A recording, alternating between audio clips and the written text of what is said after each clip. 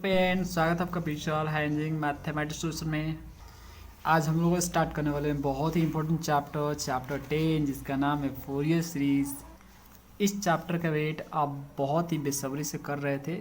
बहुत से कॉलेज में तो ये टॉपिक चल रहा है, कहीं कहीं पे इसका टेस्ट चल रहा है, और जितने भी टाइप के आपके कॉम्पिटिटिव एग्ज़ाम होते हैं इंजीनियरिंग लेवल के, उसमें तो ये टॉपिक बहुत ही इंपॉर्टेंट है। तो इसको आपको ध्यान से समझ के देखना चाहिए।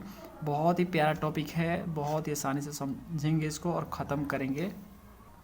तो आप हमारे चैनल के साथ जुड़े रहो, इसके लिए आप सब्सक्राइब कर दो, नए हो तो अच्छा लग रहा तो लाइक कर दो, फ्रेंड सर्कल में इस वीडियो को शेयर करो, जिससे आपके जितने भी भाई बंधु हैं उनका हेल्प हो पाए। तो चलो हम लोग बिना टाइम को गवाए हुए शुरू करते हैं। आज का टॉपिक चैप्टर 10 है फूरियर सीरीज़।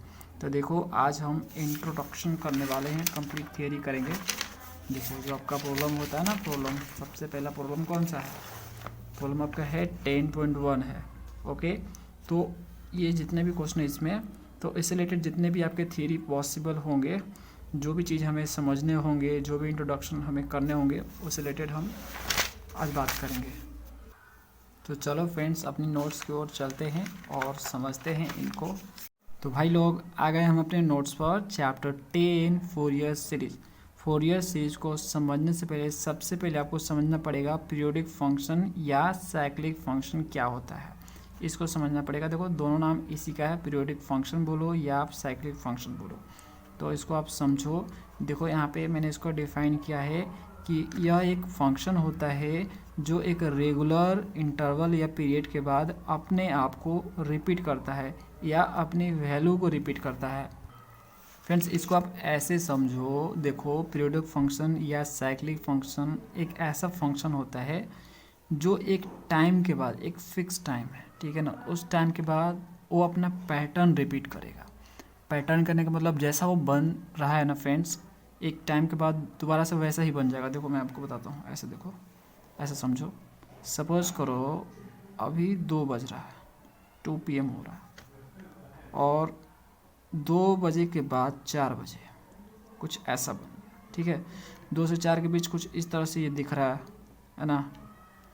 उसके बाद जैसे ही 6 बज रहा है, सपोज करो आपका 6 बज गया, यहाँ पे एग्जाम्पल से बता रहा हूँ आपको, समझो। ऐसे 6 PM हो गया, तो 6 बजे पुनः जो है 2 और 4 के बीच जो पैटर्न बना कर रखा था इसने, वही पैटर्न इसने 4 और 6 में बना रखा, ठीक है। जैसे अब 8 बजेगा, जैसे 8 बज गया, ओके, तो जैसे 8 बजा, यहाँ पे 8 PM हो गया, तो पुनः इसने एक अपना पैटर्न बना लिया। वही पुनः जैसे पिछला वाला जैसे बनाया था वैसे ही बना लिया इसने। तो यहाँ पे देखो डिफरेंस, देखो इसके बीच डिफरेंस कितना हो रहा है, 2 का डिफरेंस हो रहा है। यहाँ पे भी देखो 2 का, यहाँ पे भी देखो 2 का डिफरेंस हो रहा है, ठीक है। तो हर एक 2 के डिफरेंस में ये जो है अपना पैटर्न रिपीट कर रहा है। तो वही तो यहाँ पे लिखा है फ्रेंड्स कि पीरियोडिक फंक्शन एक ऐसा फंक्शन होता है जो एक रेगुलर इंटरवल, ये इंटरवल ही तो है, ये जो रेंज है, जो डिफरेंस है, इसको इंटरवल बोलते हैं, ठीक है। ये जो डिफरेंस दिख रहा है आपको, ये इंटरवल है या पीरियड बोल सकते हो। तो इस पीरियड के बाद ये जो है अपना वैल्यू बार बार बार बार रिपीट करेगा। मतलब जैसा ये बन रहा था वो बार बार उतना टाइम के बाद बन जाएगा, वही बन जाएगा, वही बन जाएगा, वही बन जाएगा। तो ऐसे इसको समझो, ऐसा कोई फंक्शन जो एक टाइम के बाद, एक पीरियड के बाद, एक इंटरवल के बाद अपने आप को रिपीट करे, अपनी वैल्यू को रिपीट करे, अपने पैटर्न को रिपीट करे, उसको हम लोग बोलते हैं पीरियोडिक फंक्शन या साइक्लिक फंक्शन। और देखो यहाँ पे क्या लिखा है मैंने, the repeatable part of the function is called cycle. तो देखो, जो रिपीटेबल पार्ट होता है, मतलब जो पैटर्न आपका रिपीट हो रहा है, देखो ये वाला है ना, ठीक है। तो ये जो रिपीटेबल पार्ट है इसको हम लोग साइकिल बोलते हैं। एग्जाम्पल से मैं आपको बताता हूँ, यहाँ पे अच्छे से डायग्राम बनाया हुआ है मैंने आपके लिए, समझो इसको। देखो, जैसे साइन फंक्शन है, ठीक है। साइन क्या है? एक ट्रिग्नोमेट्रिक फंक्शन होता है। तो ये साइन एक पीरियोडिक फंक्शन है ना। तो कैसे बोलूँगा कि ये पीरियोडिक फंक्शन है? क्योंकि एक टाइम के बाद ये अपना वैल्यू रिपीट कर रहा है। देखो, साइन का इस तरह से ग्राफ होता है कि नहीं होता है, जानते हो ना ये बात। 0 पे 0 होता है, ठीक है ना, 90 पे आपका 1 हो जाता है। तो इस तरह से ये देखो, ये अपना पैटर्न बनाता है। ध्यान से देखो साइन के ग्राफ, तो ये देखो ऊपर जाता है, उसके बाद ये 0 पे, फिर उसके बाद नीचे जाता है नेगेटिव, फिर उसके बाद 0 पे, ठीक है। तो ये वाला पार्ट है ना फ्रेंड्स, ये वाला जो दिख रहा है ना आपको, ये जो सांप जैसा बना हुआ है यहाँ से लेके यहाँ तक, ये बार बार बनेगा। ठीक है, यही वाला जो पैटर्न है बार बार रिपीट होगा, इसलिए इसको बोलते हैं हम पीरियोडिक फंक्शन, है ना। क्योंकि एक ही चीज़ तो बार बार बन रहा है, कुछ नया तो बन नहीं रहा। ऐसा थोड़े ना है कि यहाँ पे देखो, यहाँ पे ऐसा थोड़े ना है कि यहाँ पे कुछ ऐसा बना तो यहाँ पे कुछ ऐसा बन गया, यहाँ पे कुछ ऐसा बना तो यहाँ पे कुछ ऐसा बन गया। ठीक है ना, कुछ भी नहीं चल रहा है। जो इसने पैटर्न एक बार में बना दिए, ठीक है, वो बार बार बार बार बना रहा है, एक ही चीज़ को बना रहा है। तो इसलिए पीरियोडिक फंक्शन हो गया, क्योंकि अपना वैल्यू या अपना पैटर्न बार बार रिपीट कर रहा है। और ये जो यहाँ से लेके यहाँ तक ये जो यही चीज़ बार बार रिपीट होगा ना, तो ये जो रिपीटेबल पार्ट है, ये इसको बोलते हैं हम लोग साइकिल, है ना। और जिस इंटरवल में ये देखो 0 से लेके 2 पाई, देखो 0 से लेके 2 पाई, तो 0 से लेके 2 पाई में जो पैटर्न बन रहा है वही पैटर्न अब जब जब यहाँ पे 2 पाई का डिफरेंस आएगा, अब देखो इसके बीच का डिफरेंस कितना 2 पाई तो है, तो जब जब 2 पाई का डिफरेंस होगा तब तब ये पार्ट जो है रिपीट होगा, बार बार रिपीट होगा। तो इसलिए जो इसका पीरियड है वो 2 पाई है, या इंटरवल बोल सकते हो। इंटरवल या पीरियड इसका क्या है, 2 पाई है। मतलब 2 पाई के डिफरेंस पे ये अपने आप को बार बार रिपीट करेगा। समझ में आ रहा है कि नहीं आ रहा है? देखो ये ऐसा हो गया, ऐसा, ठीक है, उसके बाद ऐसा, तो ये हो गया आपका यहाँ से ये 2 पाई हो गया। यहाँ पे देखो इस तरह से जाएगा आपका, ये 4 पाई हो जाएगा, है ना, ऊपर से नीचे गया। ठीक है, तो देखो इसके बीच जो डिफरेंस कितना हो जाएगा, ये भी 2 पाई का डिफरेंस है, इसके बीच का डिफरेंस क्या है आपका 2 पाई है। तो 2 पाई का जब जब डिफरेंस होगा ना आगे जाके जब जब, तो ये पार्ट बार बार रिपीट होगा। ठीक है, इसलिए इसका जो पीरियड है वो 2 पाई है, या इंटरवल आप बोल सकते हो 2 पाई है। तो फ्रेंड्स पीरियड ऑफ फंक्शन को पहचानना बहुत ही आसान है, आसानी से पहचान लोगे। जब उसका ग्राफ ड्रॉ होगा, चाहे आप ड्रॉ करोगे तो आप देख के ही पहचान लोगे कि हाँ हाँ ये पार्ट जो है, ये वाला इतना पार्ट जो है, इतना पार्ट जो है, इतना पार्ट, जितना भी पार्ट हो बार बार रिपीट हो रहा है, रिपीटेबल पार्ट है, इसलिए हम इसको पीरियड ऑफ फंक्शन बोलते हैं। एक टाइम के बाद बार बार अपने आप को रिपीट कर रहा है। चलो आगे देखते हैं। अब यहाँ पे देखो नोट लिखा है, इसमें क्या लिखा है मैंने, देखो some function are periodic in nature by default. कुछ आपके ऐसे फंक्शन होते हैं जो बाय डिफ़ॉल्ट नेचुरली पीरियोडिक होते हैं। ठीक है, उनका स्वभाव ही है पीरियोडिक। जैसे फ्रेंड्स किसी का नेचर होता है ना कि आप उसको कुछ भी बोल दो, ठीक है, कितना अच्छा अच्छा जोक सुना दो, हंसी वाला कुछ भी बात बोल दो, वो हंसेगा ही नहीं। उसका नेचर जो है ना गुस्सा वाला स्वभाव का है, वो बाय डिफ़ॉल्ट ऐसा ही है, बचपन से ही ऐसा है। चाहे वैसे बोल सकते हो कि उसका नेचर ही ऐसा है।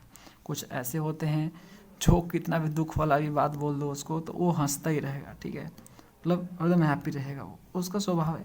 तो कुछ बाय डिफ़ॉल्ट, ठीक है ना, उसी तरह से कुछ बाय डिफ़ॉल्ट फंक्शन होते हैं जो पीरियोडिक होते हैं। ठीक है, उनका नेचर ही है और पीरियोडिक ही है बचपन से। इस तरह से बोल सकते हो जब पैदा लिए तभी पीरियोडिक हो गए थे। ठीक है, जैसे एग्जांपल में आपके जैसे ट्रिग्नोमेट्रिक फंक्शन है, जैसे कि साइन हो गया, कोसाइन हो गया, ये एक पीरियोडिक फंक्शन है। इसका जो पीरियड होता है 2 पाई होता है। हर 2 पाई के बाद हर 2 पाई के डिफरेंस पे ये अपने आप को रिपीट करता है। टेंजेंट आपके फंक्शन हो गया जो tan वाला होता है ना, उसका पीरियड आपका पाई होता है, पाई डिफरेंस में वो अपने आप को रिपीट करता है। तो इनका स्वभाव ही है पीरियोडिक है। ठीक है, बचपन से ही एक तरह से बोल सकते हैं। अब देखो अगला नोट हमने लिखा है some function are not periodic in nature by default. कुछ ऐसे होते हैं जो अपने स्वभाव से पीरियोडिक नहीं होते हैं। ठीक है, मैथमेटिक्स में उसको पीरियोडिक नहीं माना गया है ना, उसको माना ही नहीं गया है, अभी तक तो उसको लिया ही नहीं गया है कि वो पीरियोडिक है। ओके, तो वो स्वभाव से नहीं है। जैसे एक्टर लोग क्या होता है, एक्टर को देखा होगा आपने फिल्मों में, मूवी में देखा होगा कि जो एक्टर आपके होते हैं जैसे मूवी में दिखाया जाता है वैसे थोड़ा ना होते हैं, रियलिटी में होते हैं क्या, नहीं होते हैं ना। अब आप शाहरुख खान के देख लो, ठीक है, बहुत सारे वो मूवी करते हैं, किसी में जो है आर्मी का रोल कर दिया, रोमांस वाली मूवी की तो रोमांटिक हीरो का रोल कर दिया। तो अलग अलग जैसी टाइप की मूवी होती है वैसे वैसे उनका जो है स्वभाव बदल जाता है, मतलब उनका जो है चेहरे का रिएक्शन जो है वो बदल जाता है। तो लेकिन नेचुरली वो कैसे है वो तो वही जानते होंगे। ठीक है, लेकिन ज़रूरत पड़ा तो उनको अपना स्वभाव बदलना पड़ा। भले ही कुछ देर के लिए दुनिया को दिखाने के लिए, लेकिन बदलना पड़ा है ना। तो वही चीज़ इसमें होता है कि कुछ ऐसे फंक्शन होते हैं जो बाय डिफ़ॉल्ट नेचुरली पीरियोडिक नहीं होते हैं, ठीक है, उनको बनाया जाता है। जैसे फिल्मों में हीरो को बनाया जाता है थोड़ा देर के लिए कि तुम इसी स्वभाव के हो, ठीक है, तुम गुस्सैल स्वभाव के हो, तुम हंसमुख स्वभाव के हो, तुम क्रोधित स्वभाव के हो, जैसे भी हो, ठीक है, एटसेट्रा। तो उसी तरह से यहाँ पे आपके कुछ ऐसे फंक्शन होते हैं जो पीरियोडिक नहीं होते हैं बाय डिफ़ॉल्ट, लेकिन उनको बनाया जाता है। ओके, क्योंकि हम पीरियोडिक को लेके ही हम जो है डिस्कस कर सकते हैं फूरियर सीरीज़ को। फूरियर सीरीज़ का कंसेप्ट तभी आएगा जब तक आपका फंक्शन पीरियोडिक है, याद रखना, ठीक है। पीरियोडिक फूरियर सीरीज से जुड़ा हुआ है, बिना पीरियोडिक फूरियर सीरीज का बात ही नहीं करना है, बात कर ही नहीं पाओगे। तो वही चीज़ है फ्रेंड्स, बाय डिफ़ॉल्ट वो नहीं होते हैं periodic, but we can make any function as a periodic by defining its period. लेकिन हम उनको एक पीरियड दे देंगे कि इस पीरियड में आपको पीरियोडिक होना है, तो वो बन जाएंगे। मतलब हम उनको बनाएंगे, जैसे हीरो को हम बनाते हैं कि आपको इस मूवी में गुस्से का स्वभाव रखना है, गुस्सा करना है पूरा मूवी में, ठीक है। वैसा स्वभाव का नहीं है, गुस्सा नहीं करता, ठीक है, फिर भी उसको पूरा मूवी में गुस्सा करना है, समझ रहे हो। तो इस तरह से पीरियोडिक नहीं है, लेकिन इसको हम पीरियोडिक बनाएंगे कैसे, इसका पीरियड डिफाइन करके कि इस पीरियड के बाद आपको बार बार रिपीट होना है, बार बार आपको रिपीट होना है, इस टाइम के बाद आपको रिपीट होना है, बार बार अपनी वैल्यू रिपीट करनी है, अपने पैटर्न रिपीट करनी है। जैसे एग्जाम्पल के लिए देखो, जैसे F of X equal to X, एक फंक्शन एक्स, ओके, ये पीरियोडिक नहीं है, नॉट पीरियोडिक, ये पीरियोडिक नहीं है बाय डिफ़ॉल्ट, ये पीरियोडिक नहीं है, लेकिन हम इसको पीरियोडिक बनाएंगे, ठीक है, ज़बरदस्ती बनाएंगे। क्योंकि पीरियोडिक जब से नहीं बनाएंगे तब से इसका क्या बोलते हैं फूरियर सीरीज नहीं लिख सकते हैं, ओके। तो हम इसको पीरियोडिक बनाएंगे कैसे, तो इसका पीरियड डिफाइन करके। तो हम डिफाइन करेंगे इसका पीरियड 2 पाई हमने इसका पीरियड डिफाइन कर दिया कि हर 2 पाई के बाद अपने आप को रिपीट करियो, ठीक है, रिपीट करेगा तो हो जाएगा वो, रिपीट जब करेगा अपना पैटर्न अपनी वैल्यू तो पीरियोडिक हो गया ना फंक्शन। यही तो है आपका, यही तो मैंने आपको डिफाइन किया है यहाँ पे कि, ठीक है ना, कि पीरियोडिक फंक्शन क्या होता है, एक टाइम इंटरवल या पीरियड के बाद अपनी वैल्यू को रिपीट करता है। तो ये रिपीट करेगा 2 पाई में अपना, जो भी हम बोल सकते हैं, पाई भी बोल सकते हैं, इसमें 3 पाई भी बोल सकते हैं, मेरा मन, ठीक है। मैं डिफाइन कर रहा हूँ ना इसको कि इस टाइम के बाद वो अपनी वैल्यू रिपीट करेगा, ठीक है। वैल्यू रिपीट किया तो हो गया पीरियोडिक, तो इसको मैंने ज़बरदस्ती पीरियोडिक बनाया, समझ गए।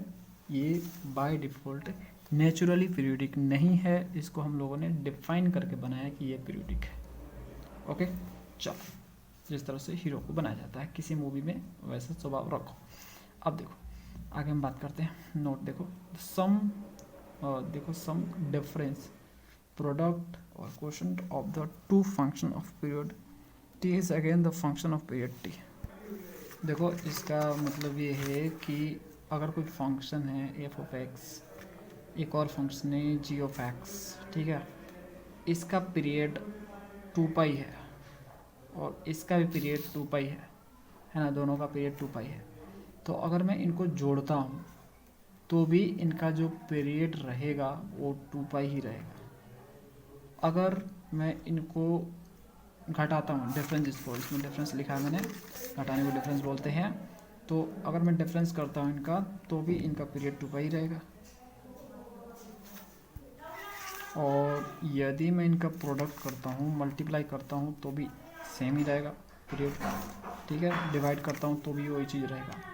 समझ में आएगा फ्रेंड्स। अगर पीरियड जो भी है, तो अगर ये चीज़ हम करते हैं तो उसका पीरियड जो है वही चीज़ रहता है, चेंज नहीं होता है, ये कहने का मतलब है इसका। अब देखो फ्रेंड्स, पीरियोडिक फंक्शन समझने के बाद आप रेडी हो फूरियर सीरीज को समझने के लिए। अब इसको आप समझो, केयरफुली ध्यान से सुनो। तो देखो यहाँ पे इसका डेफिनेशन क्या लिखा है, Fourier series is an infinite series. यह एक इनफिनिट सीरीज होता है। इनफिनिट सीरीज जानते हो, जो इनफाइनाइट टाइम तक चलता ही जाता है, उसका एंडिंग कहाँ पे है पता नहीं, इसलिए ऐसे दे दिया था साइन कि चलता ही जा रहा है, ठीक है। ये एक इनफिनिट सीरीज होता है। रिप्रेजेंटेशंस ऑफ पीरियोडिक फंक्शन, जो पीरियोडिक फंक्शन को रिप्रेजेंट करता है किसमें, in terms of science and cosines में, जो पीरियोडिक फंक्शन को साइन और कोसाइन में रिप्रेजेंट करता है। देखो साइन और जो कोसाइन होते हैं उसका एंगल और उसके मल्टीपल्स में जो है रिप्रेजेंट करता है। मैं आपको बताता हूँ फ्रेंड, समझो इसको। जैसे एक फंक्शन हम लेते हैं यहाँ पे, F of X equal to X ले लिया फंक्शन है, ओके, अब देखो ये तो बोलोगे पीरियोडिक तो नहीं है, लेकिन मैंने बोला ना पीरियोडिक नहीं है तो पीरियोडिक बनाएंगे इसको। तो मान लिया कि ये पीरियोडिक है, 2 पाई में ये जो है अपना वैल्यू रिपीट कर रहा है, ठीक है। तो ये एक पीरियोडिक फंक्शन है। अब हम इसको क्या बोलेंगे, पीरियोडिक फंक्शन बोलेंगे। तो देखो मैंने यहाँ पे क्या लिखा है, पीरियोडिक फंक्शन को किस टर्म में जो है एक्सप्रेस करता है या रिप्रेजेंट करता है, साइन और कोसाइन के एंगल और उसके मल्टीपल्स में। तो इस एक्स को क्या करेगा, साइन और कोसाइन में जो है कन्वर्ट कर देगा, ठीक है। वो भी कितना, इन्फिनाइट टाइम तक, इन्फिनिट तक चलता जाएगा सीरीज में। वो भी सीरीज समझते हो ना, जो प्लस से जुड़ा होता है। देखो तो ये क्या करेगा, इस एक्स को यहाँ पे इस तरह से लिखेगा साइन। देखो मैं एग्जांपल के तौर पे या इसको लिख रहा हूँ, ऐसे कुछ भी लिख रहा हूँ, मैं आपको बता रहा हूँ कि ऐसे लिखेगा, ठीक है। जिस तरह से मतलब ये आपका पीरियोडिक फंक्शन है, तो इसको साइन कोसाइन में कन्वर्ट इस तरह से करेगा। तो यहाँ पे लिख करो, साइन 3x हो गया है ना, साइन 4x हो गया, इस तरह से डॉट डॉट डॉट जाएगा, और plus cos x cos 2x cos 3x, ठीक है, डॉट डॉट इस तरह से जाएगा। तो देखो इस x को, ये एक पीरियोडिक फंक्शन था, इसको इसने क्या किया, साइन कोसाइन में जो है लिख दिया, ठीक है, साइन कोसाइन के टर्म्स में लिख दिया। और देखो यहाँ पे लिखा मैंने एंगल एंड इट्स मल्टीपल। तो ये जो एंगल है ना, ये जो साइन, ये जो दिख रहा है आपको, ये तो एंगल होता है, और इसका मल्टीपल यानी जो इसमें मल्टीप्लाई, जैसे यहाँ पे 2 से मल्टीप्लाई है एंगल में, 3 से मल्टीप्लाई है, यहाँ पे 4 से मल्टीप्लाई है, समझ रहे हो ना फ्रेंड्स, यहाँ पे 2 से मल्टीप्लाई, यहाँ पे 3 से मल्टीप्लाई है, तो इसको हम मल्टीपल्स बोलते हैं। तो एंगल और इसके मल्टीपल्स में इसको क्या करता है, साइन को साइन में इसको क्या करता है, रिप्रेजेंट कर देता है। और ये जो आपका ये सीरीज जो चल रहा है, ये चलता ही जाएगा। सीरीज क्यों बोल रहे हैं इसको, क्योंकि ये देखो प्लस से जुड़ा हुआ है, प्लस प्लस प्लस, ये प्लस से है। ओके, मैंने आपको इन्फिनिट सीरीज पढ़ाया ना फ्रेंड्स, तो आपको अच्छे समझ में आया होगा क्या है। ओके, नहीं देखा तो देख लो वीडियो, पिछला ही चैप्टर है, 9 चैप्टर है, देख लेना उसको। तो ये इन्फिनाइट टाइम तक चलता जाएगा, इसका एंडिंग कहाँ पता नहीं, ठीक है, चलता ही जाएगा, ठीक है। इसलिए इसको हम लोग इन्फिनाइट सीरीज भी बोलते हैं। फ्रेंड्स सिंपल वे में अगर मैं डिफाइन करूं फूरियर सीरीज को, तो फूरियर सीरीज क्या है, फूरियर सीरीज एक इनफिनिट सीरीज होता है जो किसी भी पीरियोडिक फंक्शन को साइन और कोसाइन के एंगल और उसके मल्टीपल में एक्सप्रेस करता है या रिप्रेजेंट करता है। एग्जाम्पल के लिए यहाँ पे ये आपका दिया हुआ है, देखो यहाँ पे जो मैंने इसका फूरियर सीरीज लिखा है ये एग्जैक्ट है, सही है। ये तो मैंने आपको समझाने के लिए कुछ भी लिखा है कि इस तरह से साइन कोसाइन में एक्सप्रेस होता है। तो देखो ये आपका पीरियोडिक फंक्शन है, आप जानते हो ये पीरियोडिक नहीं है, लेकिन हम इसको पीरियोडिक बना देंगे, ठीक है। तो ये पीरियोडिक फंक्शन है ना। तो देखो इसको किस तरह से इसमें एक्सप्रेस किया गया, एग्जाम्पल के तौर पे देख सकते हो, कॉस दिख रहा है आपको, साइन दिख रहा है ना, तो कॉस साइन के सीरीज में, ठीक है, कॉस साइन के सीरीज में इसको एक्सप्रेस किया गया है। ओके, और फूरियर सीरीज का काम ही यही है, किसी पीरियोडिक फंक्शन को साइन कोसाइन के सीरीज में इन्फिनाइट टाइम तक एक्सप्रेस करो। Okay, angle and it's multiple, angle and it's multiple समझ रहे हो ना। देखो यहाँ पे, देखो यहाँ पे कुछ नहीं तो 1 है, यहाँ पे 2 है, तो ये जो 1 2 3 है ये मल्टीपल्स है एंगल्स के, है ना। एंगल तो आप समझ ही रहो, ये एंगल है आपका x 2x आपका एंगल है, ठीक है। ये जो आपको दिख रहा है ये एंगल है इसका। ओके, देखो फ्रेंड्स आपने 4th चैप्टर में, चैप्टर जब मैंने आपको 4th सिखाया था, तो उसमें मैंने आपको एक चीज़ सिखाई थी, क्या सिखाई थी, मैक्लॉरिन सीरीज सिखाई थी, याद है आपको। मैक्लॉरिन सीरीज में क्या होता है, उसमें किसी भी टाइप के फंक्शन को अलजेब्रिक फंक्शन यानी x के टर्म में एक्सप्रेस करते हैं, ठीक है। साइन है तो उसको भी x के टर्म में एक्सप्रेस कर दिया, ठीक है, इन्फिनाइट टाइम तक। Okay, Taylor series Maclaurin series तो आपने सीखा है ना फ्रेंड्स, उसको सिखाया ना आपको मैंने डिटेल में। तो उसमें क्या होता है, मैक्लॉरिन सीरीज और टेलर सीरीज में क्या होता है, उसमें किसी भी टाइप के फंक्शन को हम क्या करते हैं अलजेब्रिक यानी x के फॉर्म में एक्सप्रेस करते हैं इन्फिनाइट टाइम तक। ओके, ये भी एक टाइप का सीरीज है, तो मैक्लॉरिन सीरीज वो भी एक टाइप का सीरीज था, ठीक है। टेलर सीरीज वो भी एक टाइप का सीरीज था, है ना। उसमें आपको x के टर्म में एक्सप्रेस करना था, इसमें आपको साइन और कोसाइन के टर्म में एक्सप्रेस करना है, बस इतना ही डिफरेंस है। बस फ्रेंड्स उसमें ये कंडीशन था कि आपका जो आपका फंक्शन है वो आपका कंटिन्यूस और डिफरेंशिएबल होना चाहिए, है ना। यहाँ पे कुछ और रूल है, मैं आपको बताऊंगा यहाँ पे आगे फर्दर सिखाऊंगा, ठीक है। तो वहाँ पे ये चीज़ें मैंने डिस्कस की थी, वहाँ की बात है, वहाँ पे मैं आपको यहाँ पे ये चीज़ दिखाने का मतलब ये है मेरा आपको कि जिस तरह से वहाँ पे किसी भी टाइप के फंक्शन को एक्स के टर्म में एक्सप्रेस करते हैं, उसी तरह से फूरियर सीरीज में होता है। ये कुछ आपका नया नहीं है फ्रेंड्स, ठीक है। इसके लिए आपको डरने की ज़रूरत नहीं है, ये तो बहुत आसान है। इसमें तो आपको फॉर्मूले मिलेंगे करने के लिए, जैसे उसमें ऐसे भी उसमें भी फॉर्मूले होते थे, ठीक है, लेकिन उसमें डिफ्रेंशिएशन ठीक है करना पड़ता था, कोई बात नहीं। इसमें आपको इंटीग्रेशन करना पड़ेगा, कोई बात नहीं भाई। तो दोनों को एक दूसरे से रिलेट करके देख सकते हो, कोई दिक्कत नहीं है। उसमें एक्स के टर्म में एक्सप्रेस होता है, इसमें आपका साइन और कोसाइन के टर्म में एक्सप्रेस आपका होता है। चलो आगे चलते हैं। जैसे जैसे हम आगे बढ़ते हैं वैसे वैसे हमें और भी चीज़ें सीखने को मिलती है ना। चलो समझते हैं आगे। नोट नंबर 1, देखो यहाँ पे नोट लिखा हुआ है, इस नोट को हम समझते हैं कि करके। देखो पहला नोट है, Fourier series where first use by the Joseph Fourier to find solution to the heat equation. तो ये बोल रहा है कि जो फूरियर सीरीज है इसका यूज़ सबसे पहले जोसेफ फूरियर ने किया है, या आप ऐसे बोल सकते हो कि जोसेफ फूरियर ने ही फूरियर सीरीज को बनाया है ना। तो इन्होंने सबसे पहले यूज़ तब किया था जब ये हीट इक्वेशन का सोल्यूशन फाइंड कर रहे थे। तो फाइंड कर लिया भाई, ठीक है। तो उन्होंने पाया कि अरे बाप रे बाप, ऐसे भी लिखा जा सकता है किसी फंक्शन को, ठीक है, साइन और कोसाइन में इस तरह से एक्सप्रेस किया जा सकता है। उसके बाद फूरियर सीरीज डेवलप हो ही गया, तो उसके बाद यूज होने लगा और बाद में बुक में भी छप गया, ठीक है, जिसके कारण आपको पढ़ना पड़ रहा है। पढ़ो भाई यार, टेंशन लेने की बात नहीं है। मैथ बहुत ही इंटरेस्टिंग सब्जेक्ट है। अगर आप अच्छे से सीखते हो, अगर आपको कोई सिखाने वाला बेटर मिलता है तो बहुत अच्छे से समझ में आता है, ठीक है। बहुत मज़ेदार चीज़ है ये, है ना, क्योंकि इतने हाई इंटेलिजेंट लोग तो बेवकूफ़ नहीं हो सकता ना फ्रेंड्स, है ना। चलो आगे समझते हैं। तो चलो फ्रेंड्स अगला नोट समझते हैं। Note number 2, discontinuous function can be represented by Fourier series. तो देखो ये बोल रहा है आपको कि जो आपका डिसकंटिन्यूअस फंक्शन होता है ना, इसको भी हम फूरियर सीरीज में एक्सप्रेस कर सकते हैं। एक आपका कंटिन्यूअस फंक्शन होता है, तो कंटिन्यूअस फंक्शन को तो हम एक्सप्रेस कर ही सकते हैं फूरियर सीरीज में, उससे तो कोई दिक्कत ना है। लेकिन जो डिसकंटिन्यूअस फंक्शन है उसको भी हम जो है फूरियर सीरीज में एक्सप्रेस कर सकते हैं। बस जो डिसकंटिन्यूटी हो वो आपका फाइनाइट होना चाहिए। फाइनाइट करने का मतलब लिमिटेड होना चाहिए फ्रेंड्स। जैसे 4 हो 5 हो, ठीक है ना। डिसकंटिन्यूट पॉइंट जो हो मतलब डिसकंटिन्यूट समझते हो ना, कि जैसे ब्रेक हो गया आपका ग्राफ, ठीक है, ये ग्राफ यहाँ से फिर यहाँ पे गिरे इस तरह से, ठीक है, ब्रेक हो रहा है आपका।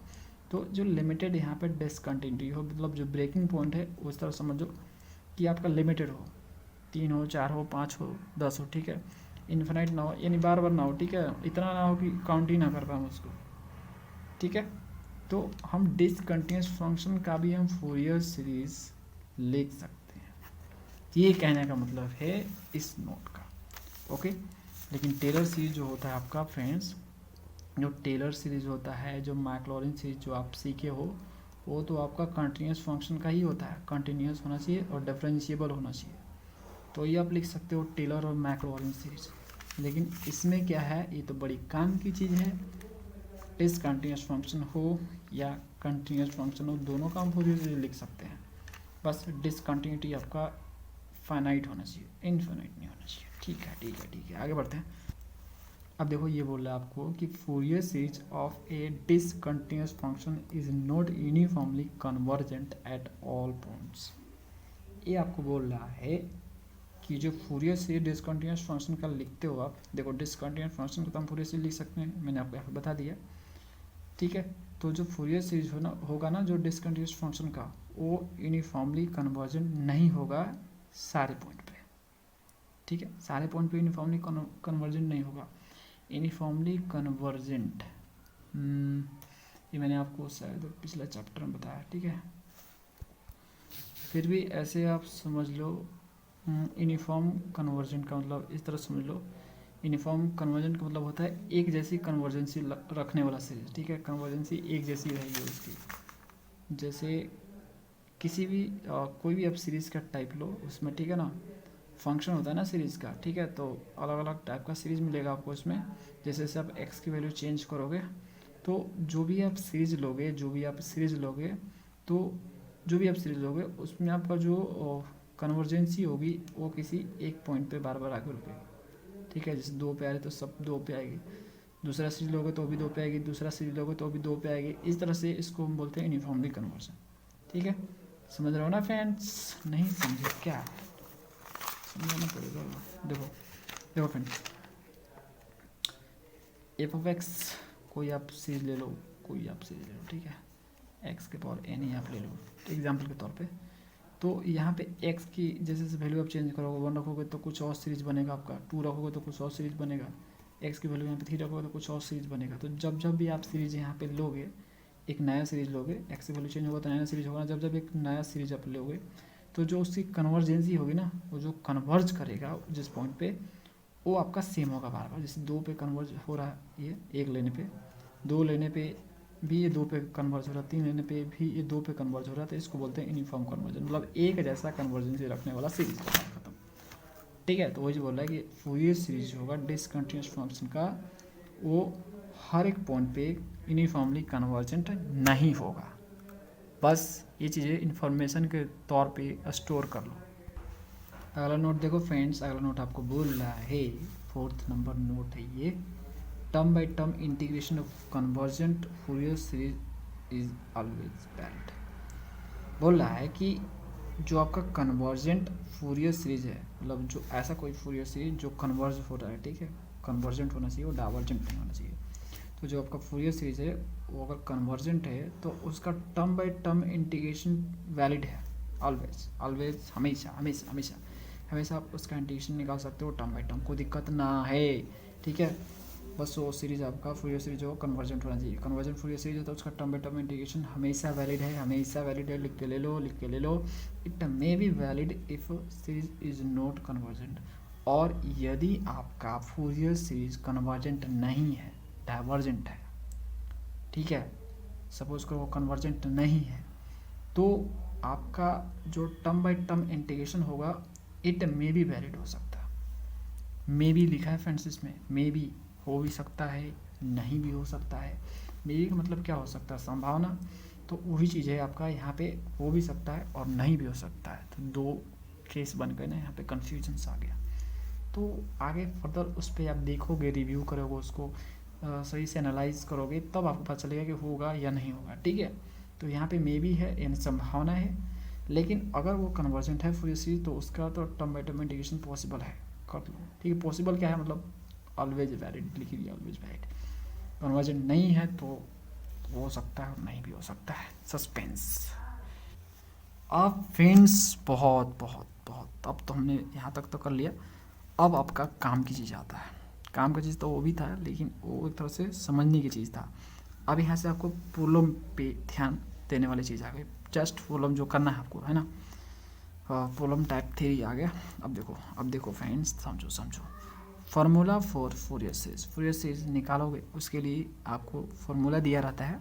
उसी फार्मूला को मैं आपको समझाता हूँ। समझो समझो समझो, बड़ी मेहनत लगता है फ्रेंड्स नोट लिखने में। ठीक है, लाइक तो ज़रूर कर दिया कर दो, लाइक किया करो, शेयर कर दिया करो। ठीक है, देखो समझते हैं इसको। If F of X is the periodic function in the interval 10, then Fourier series for the function F of X in the interval this is given by 10। Okay, ये बोल रहा है कि यदि आपका दिया हुआ function F of X periodic है और उसका जो इंटरवल है जिसमें वो पीरियोडिक है वो a, b है, ओपन इंटरवल a, b है। याद रखना, मैंने पहले भी ये चीज़ बता रखा है कि फूरियर सीरीज के बाद तभी होगा जब फंक्शन आपका पीरियोडिक होगा। ठीक है, तो पीरियोडिक तो बार बार आपको देखने को मिलेगा। ओके, तो अगर आपका फंक्शन जो है पीरियोडिक है, देखो पीरियोडिक है तभी बात हो रहा है आगे। देखो इसने बोल दिया पहले पीरियोडिक बताओ, पहले पीरियोडिक है कि नहीं बताओ, तो ठीक है पीरियोडिक है। तो पीरियोडिक अगर है और जो पीरियोडिक है उसका पीरियड जो है a, b है, ये पीरियड है इसका। ठीक है, इस पीरियड में, ठीक है, इस इंटरवल में डिफाइन है, इसमें पीरियोडिक है।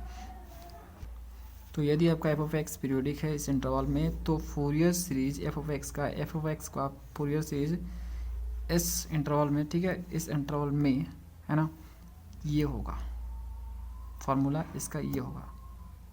मतलब एफ ऑफ एक्स को हम फूरियर सीरीज में इस तरह से एक्सप्रेस कर सकते हैं, इस तरह से लिख सकते हैं इस फार्मूला की हेल्प से। यही आपका फार्मूला है, किसी भी पीरियोडिक फंक्शन को फूरियर सीरीज में लिखने का यही फार्मूला है फ्रेंड्स।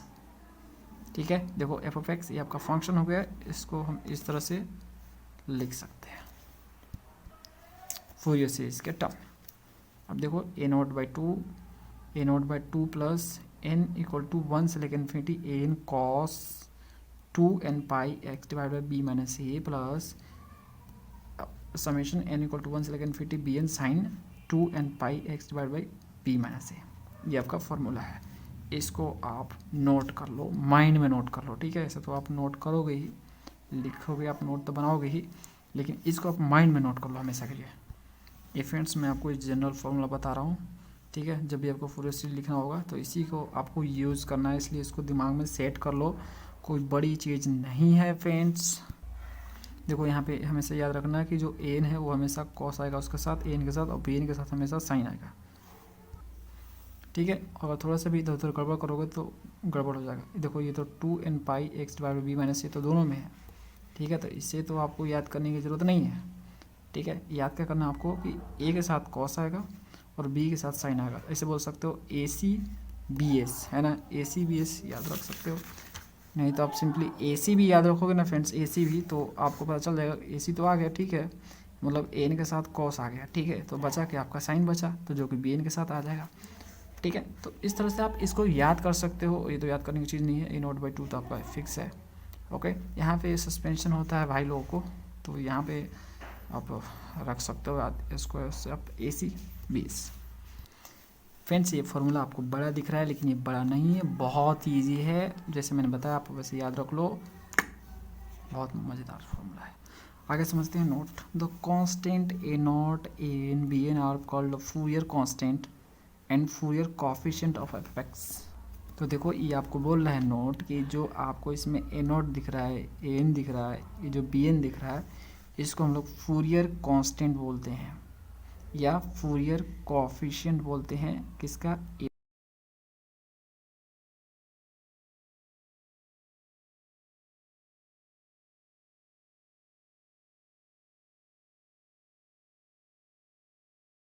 चलो फ्रेंड्स आगे समझते हैं यूलर्स फार्मूला।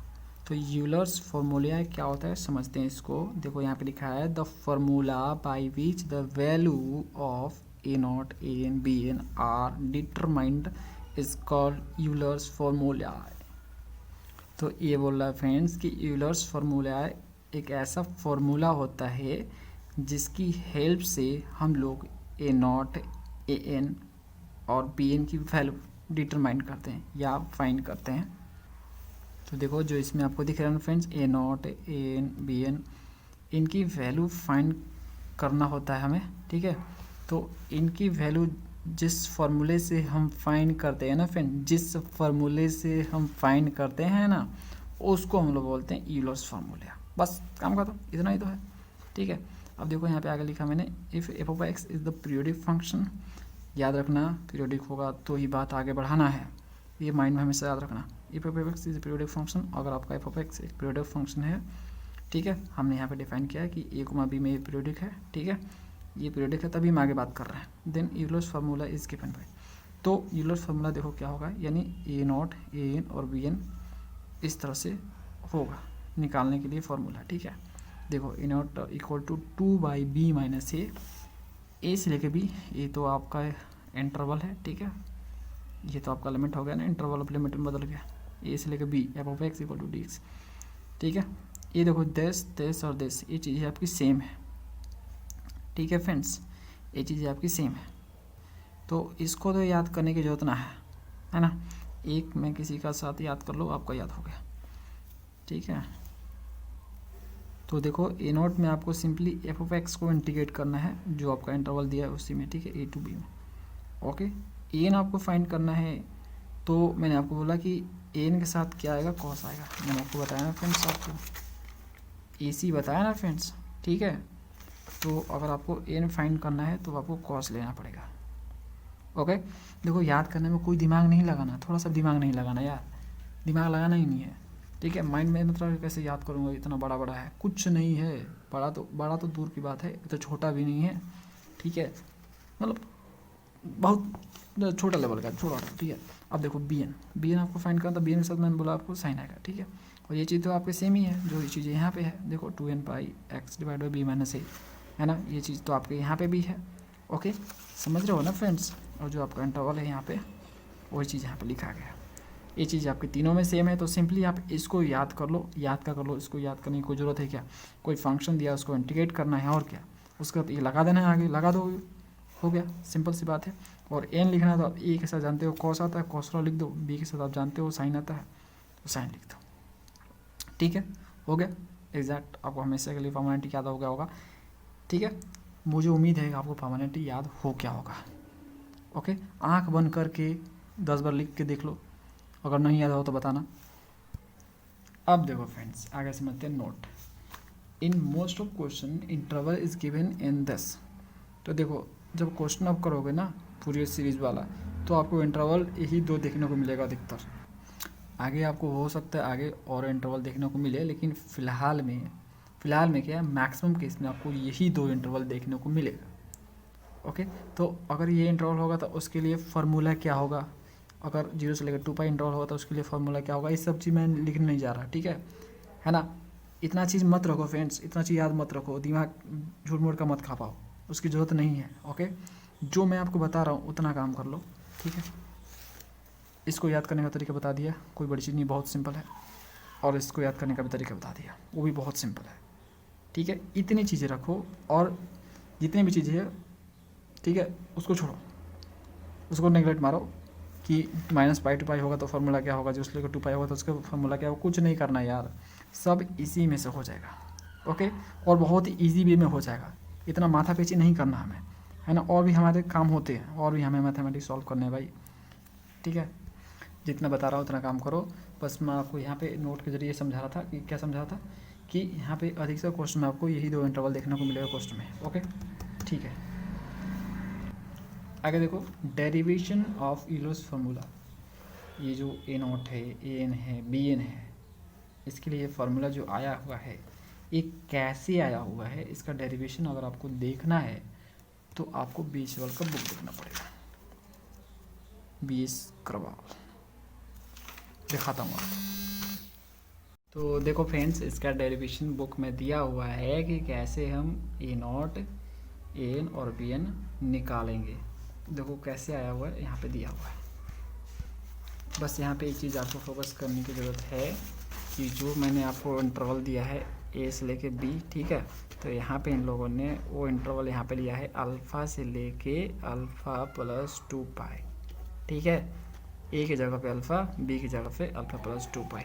ओके, तो अगर मैं ए की जगह पे अल्फ़ा, बी की जगह पे अल्फ़ा प्लस 2 पाई लिखूँगा, ठीक है, तो लिखूँगा तो फूरियर सीरीज आपका कुछ इस तरह से हो जाएगा।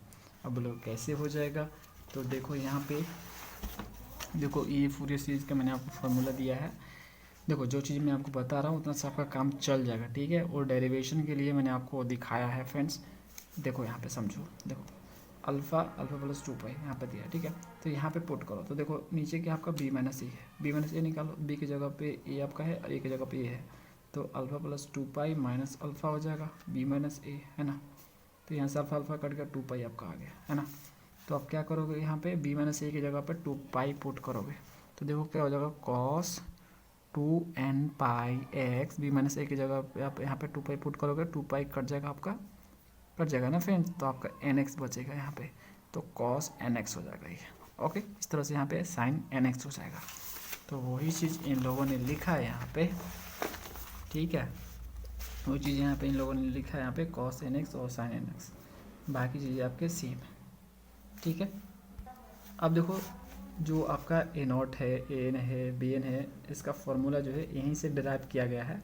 कैसे डिराइव किया गया है समझो, तो देखो ए नॉट, ए एन और बी एन निकालने के लिए सबसे पहले आपको मानना पड़ेगा कि जो फूरियर सीरीज है उसको हम टर्म बाय टर्म इंटीग्रेट कर सकते हैं।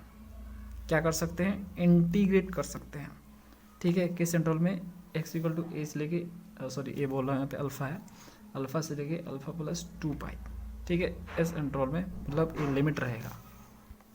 देखो ये इंटीग्रेबल है टर्म बाय टर्म, तभी हम जो है निकाल सकते हैं ए नॉट, ए एन और बी एन, क्योंकि हम इंटीग्रेशन का ही यूज़ करके इसको फाइंड करते हैं ना फ्रेंड्स, ठीक है। तो इसलिए हम हमें बोलना पड़ेगा ऐसा कि टर्म बाई टर्म इंटीग्रेट हम कर सकते हैं इसको।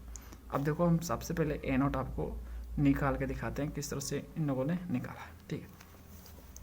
तो ये रहा आपका फूरियर सीरीज, है ना, तो यहीं से निकलेगा आपका ए नॉट। तो आपको क्या करना है, दोनों साइड आपको इंटीग्रेट करना है। देखो ये चीज़ लिखा है यहाँ पे, बोथ साइड इंटीग्रेटेड, दोनों साइड आपको इंटीग्रेट करना। लिमिट आपको लेना है x इक्वल टू अल्फा से लेके अल्फा प्लस 2π, ये लिमिट आपका रहेगा।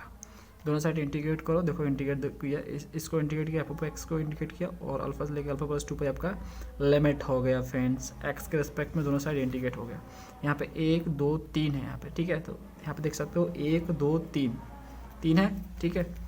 तो टर्म बाई टर्म इंटीग्रेटेड बोला है, तभी हम इंटीग्रेट कर पा रहे हैं इसको। तो हम इंटीग्रेट करेंगे, लिमिट हम बता चुके हैं आपको, अल्फा से लेके अल्फा प्लस 2π, ठीक है। अब देखो इसकी जो वैल्यू आएगी वो 0 आएगी, और इसकी जो वैल्यू आएगी वो 0 आएगी, ठीक है। ये जो इंटीग्रेशन है ना फ्रेंड्स, इसको अंदर लो, और इस जो समेशन जो दिख रहा है आपको, इसको बाहर करो। मैं क्या बोल रहा हूँ, देखो मैंने क्या बोला, देखो ये तो इस सीरीज़ को बताता है ना आपको कि ये इन्फिनिट टाइम तक चलता जाएगा। इसको क्या करो, बाहर करो, n इक्वल टू 1 से लेकर इन्फिनिटी, और इस इंटीग्रेशन को अंदर लो, अल्फा से लेकर अल्फा प्लस 2π। आपका यहाँ पे एन है, एन जो कि कांस्टेंट है, बाहर कर दो इसको, तो आपका cos nx बचेगा, dx बचेगा, ठीक है। इसी तरह से आप इसके साथ करो, इस समेशन को बाहर करो, इसको अंदर लो, ओके। bn को भी बाहर करो, bn में कांस्टेंट है, एन bn सब कांस्टेंट है, ओके। ए नोट तो आपका कांस्टेंट है ही है। तो अब देखो सिंपली इसको आप इंटीग्रेट करो, डी को इंटीग्रेट करो तो आपको x मिलेगा, और लिमिट पुट करो। उसके बाद जब इसको आप इंटीग्रेट करोगे इसको अंदर लेके, तो 0 आएगा, इसको इंटीग्रेट करोगे तो 0 आएगा। बोलोगे ऐसे कैसे 0 आएगा, तो देखो यहाँ पे दिया गया है कि अगर आप cos nx को इंटीग्रेट करते हो 10 से लेकर 10 लिमिट तक, तो आपको 0 मिलता है, और sin nx को इंटीग्रेट करते हो आपको 0 मिलता है, ठीक है। ये तो सिंपल इंटीग्रेशन है, इसमें कोई गहराई में जाने की कोई ज़रूरत नहीं है। अगर आपको इंटीग्रेशन का डिटेल वीडियो देखना है तो आप चैप्टर 6 देखो फ्रेंड्स, बेस वाल सीरीज से चलता है, स्टार्टिंग से देखोगे तो ज़्यादा समझ में आएगा, इसलिए मैं जो है चैप्टर वाइज बनाता हूँ कि दिक्कत ना आए आगे, ओके। तो वही चीज़ का यहाँ पे लिखा वैल्यू, इसका वैल्यू 0 आ जाएगा, इसका वैल्यू 0 आ जाएगा। तो लिमिट पुट करोगे तो यहाँ पे अल्फा कट जाएगा, 2π आ जाएगा, 2 कट जाएगा, आपका पाई आ जाएगा। इस पाई को आप जो है देखो यहाँ पे ए नोट बचा, आपका पाई बचा, तो ए नोट पाई हो गया। इस पाई को आप इस साइड भेजो, इस साइड भेजो, तो जब पाई को इस साइड भेजोगे तो ये 1/पाई हो जाएगा, तो ए नोट की वैल्यू आपकी यहाँ पे आ जाएगी, ठीक है। अब आप बोलोगे कि आपने तो कुछ और लिखवाया है यहाँ पे, ए नोट की जगह पे ये बोलोगे लिखवाया है, तो देखो वो भी बताता हूँ। देखो अल्फा प्लस 2π माइनस अल्फा दिया, मतलब b माइनस ए, यहाँ पे b माइनस ए यहाँ पे हो जाएगा, इसकी जगह पे b माइनस ए हो जाएगा कि नहीं हो जाएगा। ये एक्चुअल में क्या है, डी का इंटीग्रेशन x होगा, x का लिमिट आप पुट कर दो तो b माइनस ए आपका इसकी जगह पे हो जाएगा, ठीक है। ये तो 0 आपका ही हो गया, और यहाँ पे ए नोट है आपका ऊपर, ए नोट हो गया, नीचे आपका 2 हो गया, a2, ठीक है, ये हो गया। और इधर आपका क्या है, ये फ्रेंड्स यहाँ पे लिमिट आप चेंज कर दो, a से लेकर b, f(x) dx, ठीक है, ये आप कर दिया आपने। अब ये काम करो, ए नोट आपको चाहिए तो ए नोट यहाँ पे छोड़ दो, बाकी चीज़ें भेज दो, तो 2/b माइनस ए नहीं हो जाएगा यहाँ पे, a से लेके b और f(x) dx। तो जैसा आप लिमिट लोगे ना फ्रेंड, तो उसके अनुसार आपका यहाँ पे ऐसा आएगा, ठीक है। उसमें कुछ दिक्कत नहीं है, जैसे मैं बोल रहा हूँ ना, ये आपका डेरिवेशन है कि आया कैसे, ये मैं आपको बता रहा हूँ, ये फार्मूला जनरेट कैसे हुआ है। बाकी जितना मैं चीज़ें आपको नोट में लिखवा के रखा हूँ उतना काफ़ी है प्रॉब्लम करने के लिए, चाहे समझने के लिए, ठीक है, ओके। तो ए नोट आप इस तरह से निकाल सकते हो, जैसा मैंने लिखवाया वैसा, या दिया हुआ है ऐसा, ओके।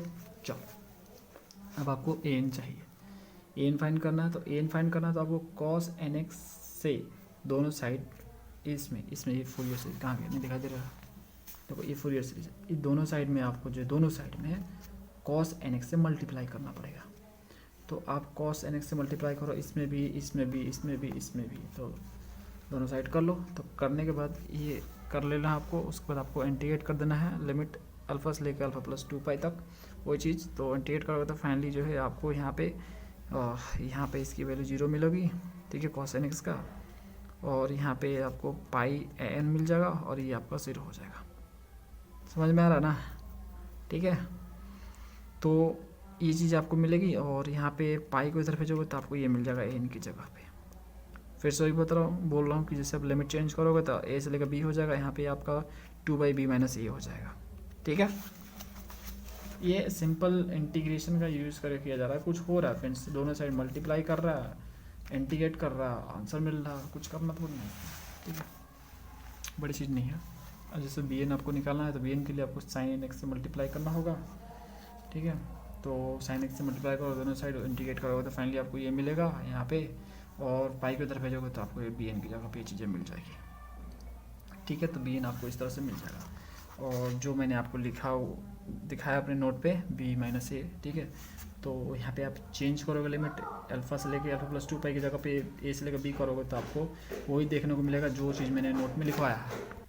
अब बेस लेवल में इन लोगों ने इस तरह से पार्टिकुलर फार्मूला बना दिया कि अगर आपका इंटरवल 0 से लेकर 2 पाई दिया है, 0 से लेकर 2 पाई दिया है, ठीक है, मतलब ए के जगह पे आपका 0 है और बी के जगह पर 2 पाई है। इस तरह से अगर ऐसा दिया हुआ है तो आपका फार्मूला ये वाला होगा, ए नॉट ए एन और बी एन का, है ना। अगर आपका इंटरवल माइनस पाई से लेकर पाई दिया हुआ है, मतलब माइनस पाई से लेकर पाई दिया हुआ है, ए के जगह माइनस पाई ए के जगह पे है, पाई आपका बी के जगह पे है,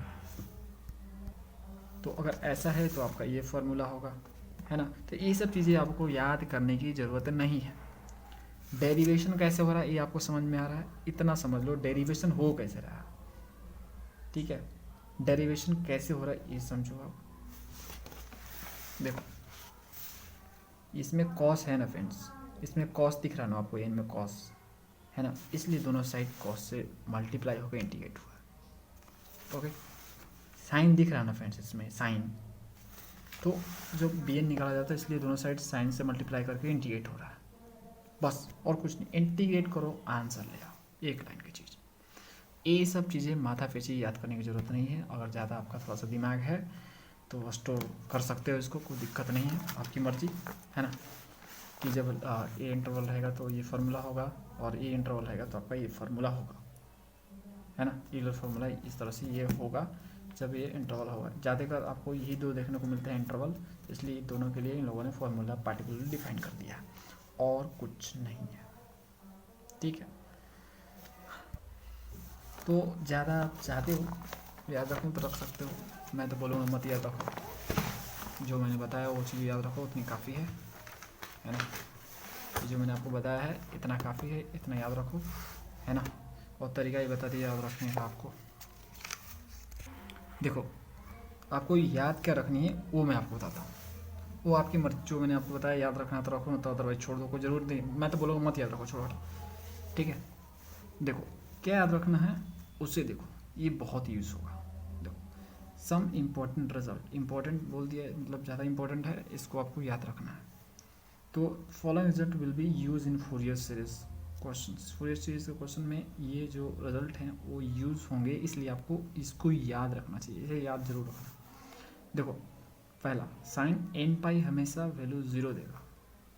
साइन एन पाई अगर कहीं पे लिखा है तो आंख बंद करके 0 डालो, वहाँ पे 0 लिख दो। साइन एन पाई लिखा तो 0, प्रैक्टिस करोगे तो हमेशा याद हो जाएगा आपको। कॉस एन पाई लिखा है तो उसकी वैल्यू -1 के पावर n होगी। n क्या यहाँ पे इंटीजर है, n क्या है फ्रेंड्स, इंटीजर। जो n दिख रहा है आपको n पाई दिख रहा है इसमें, ये n इंटीजर है। इंटीजर समझ रहे हो ना फ्रेंड्स, इंटीजर समझ रहे हो। इंटीजर क्या होता है, होल नंबर जानते हो, 0 1 2 3 डॉट डॉट इस तरह से, ये आपका होल नंबर है। अभी जो ये जो यहाँ से लेके 1 से लेके स्टार्ट होता है नेचुरल नंबर होता है, इसका नेगेटिव कर दोगे, ठीक है, -1 -2 -3 इस तरह से माइनस कर दोगे तो ये जितने भी नंबर आपके होते हैं ये सब इंटीजर होते हैं। तो यही है आपका यहाँ पे n, और कुछ नहीं।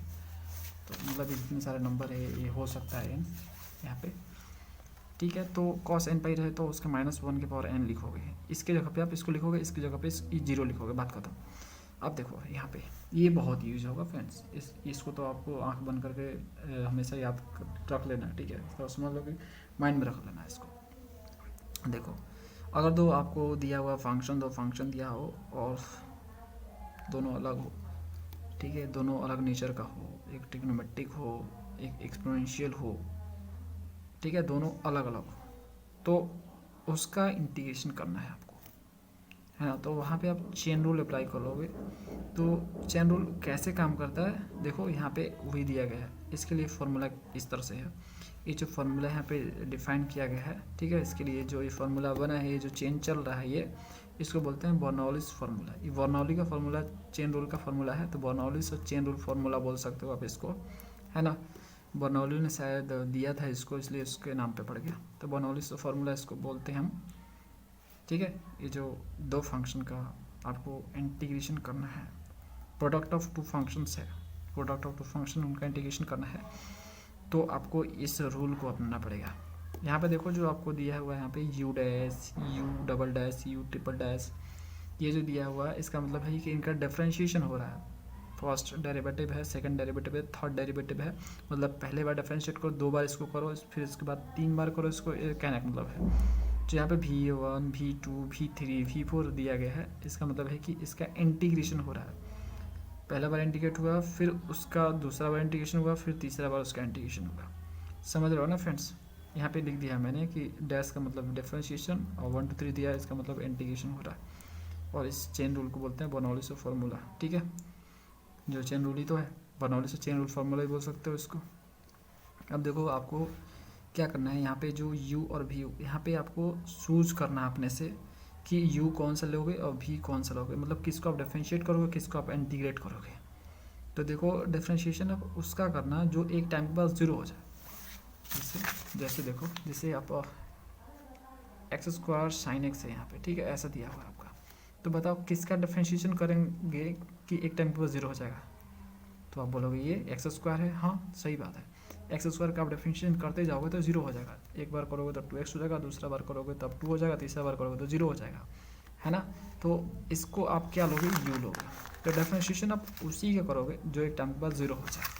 और इंटीग्रेशन, बस डिफरेंशिएशन चूज करना, इंटीग्रेशन पे ध्यान मत देना, बाकी जो बच जाएगा तो इंटीग्रेशन में आ ही जाएगा ऑटोमेटिक। तो डिफरेंशिएशन पे ध्यान देना कि किसका डिफरेंशिएशन करोगे कि 0 हो जाए, तो वो देख लेना, उसको u मान लेना और बच्चा जो बचा तो भी बन जाएगा, ठीक है।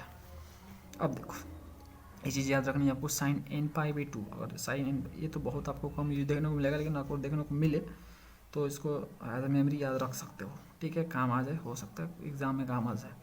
साइन n π/2 अगर दिया हुआ है आपका, ठीक है, तो यहाँ पे देखो अगर n ऑड है, जो इसमें n दिया है होगा, अगर वो ऑड नंबर है तो रिजल्ट आपका ये होगा -1 के power n - 1 divided by 2।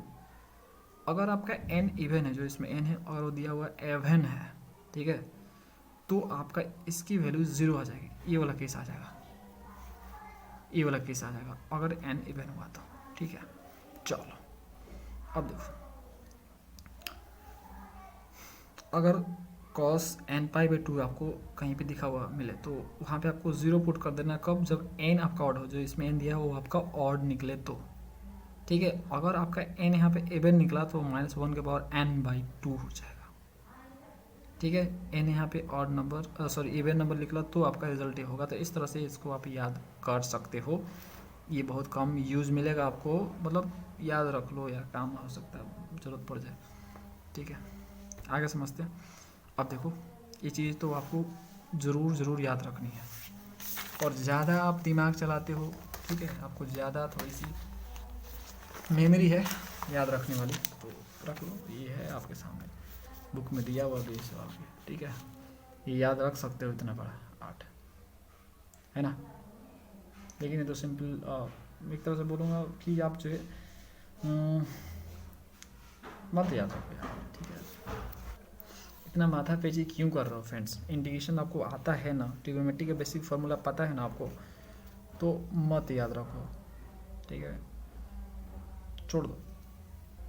Question करोगे ना फ्रेंड्स, क्वेश्चन करोगे ना तो हैबिट्स बन जाता है, ज़रूरत नहीं पड़ेगा, मत याद रखो। मैं बोलूँगा बंद करो, बंद कर दिया मैंने।